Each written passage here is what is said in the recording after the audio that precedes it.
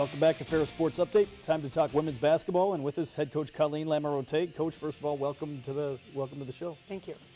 Busy weekend here for the Bulldogs. 2 games at home this past weekend against Northwood, against Lake Superior, and kind of like the men's side, 2 hard-fought games. Seems like any given night in the GLIAC, anybody has the ability to beat anyone. Right. Well, we knew Northwood was going to be coming in solid. They just have really good shooters. We didn't answer because we've had such cold nights of shooting.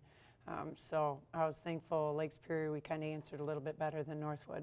Before we go to the highlights, how nice was it to be back at home after that long trip to the Upper Peninsula? Well, that's always nice to be back from there. And it was a long weekend for the girls, especially, you know, with Mavis out with a funeral of one of her grandma. And it just disrupted just the flow. The girls struggled with that, you know, so it's nice just to get back with her. And not just because she's a good player, but she really brings a lot of energy and a lot of presence to our team. So, as we go to the highlights, against Northwood on Thursday night, and certainly a very good basketball team, a lot of experience on the Northwood side. It seemed like you look up and down the roster, a lot of players that have played in the past over the last couple seasons. Yeah, we didn't do a good job, obviously, guarding the shooters. I don't understand how it just slipped the second half. But it started wearing on the girls. You know, you're coming off 3 losses, and then, you know, once they stop not making their shots and stuff, I don't know, you start to pull back on defense a little bit, and it was just out of character that second half. Had the lead here early, was 12-7 for a long stretch of that first half, but then Northwood really started to heat it up, and unfortunately, we'll see you get a couple baskets here, but didn't shoot that well on the night, as you mentioned. Right. Outside shooting, we have been in a funk. So we've been just keeping the philosophy of shooting out of the funk. So we've been just shooting like crazy at practice. So it seemed to work a little bit better against, you know, Lake Superior and stuff. A lot of shooting, like today for practice, we did a ton. We saw the last basket before this one, Christina Branch finished the game with 15 points, 12 rebounds. Played hard at times in the second half when you needed some baskets. Right, and the girls are doing a really good job finding her, and she's crashing the boards better and everything. And like I mean, not just Christina, our posts have really helped us along when our shooting outside has been cold. A game like this, you know, you're going to face Northwood again coming up later on in the year.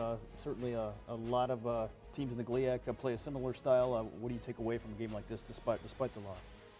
Well, we can't shoot any worse than that, so I'm looking forward to facing them again. I think the girls were really mad about how we lost. So I think, you know, redemption, the old saying, getting them back, and if it's at their place, it's even sweeter. So. You mentioned Katie Mavis being back in the lineup, had a couple big games, 13 points in both games after missing that weekend up in the UP. Yeah, we lost to Tech and Northern by 15. Her average is 15 points. So, I mean, that's a nice way of looking at, you know, the whole scenario and everything. But the girls lost some confidence with that weekend. So, like I said, we're just trying to shoot out of the funk that we're in, and I think we took a step with Lake Superior. As we come back to Saturday, playing Lake Superior, and as you came into that game, certainly needed a win and got a big performance to pull out a victory.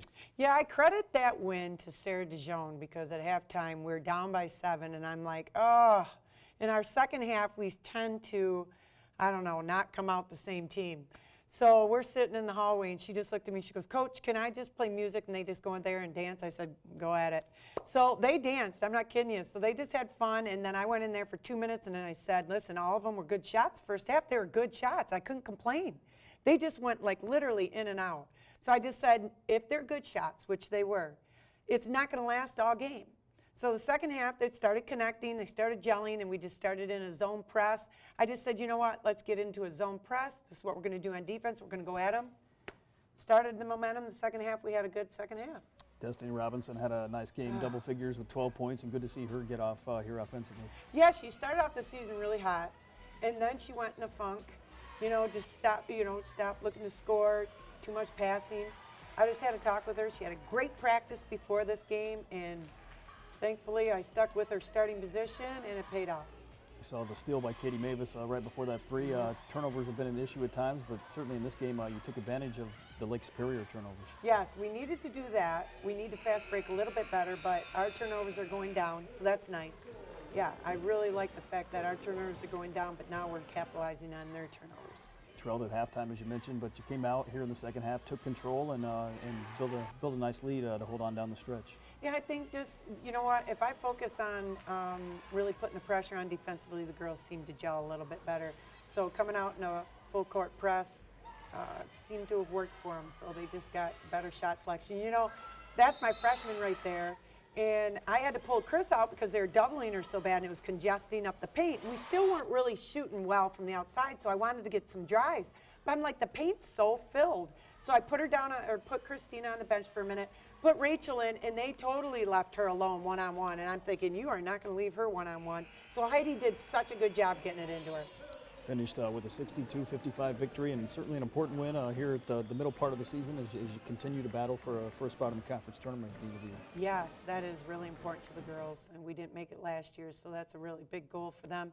I think hopefully it just broke the seal, and we're continuing really shooting a lot in practice, and so hopefully we'll be ready for Hillsdale. I think we will be, but they have to believe it. So.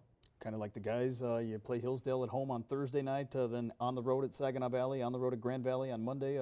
Talk about these three opponents. What do you expect out of these three teams this week? Not a lot of rest. Hillsdale is pretty strong. They can shoot from the outside. They've got some good post presence. Saginaw, really good post presence. She's had not as great a success as she's used to, but it's because her guards have been injured and everything. So her presence, her game this year is big time into the post, so that'll challenge our post players, but I think we should do all right. And then, you know, obviously it's always going to be a big game against Grand Valley.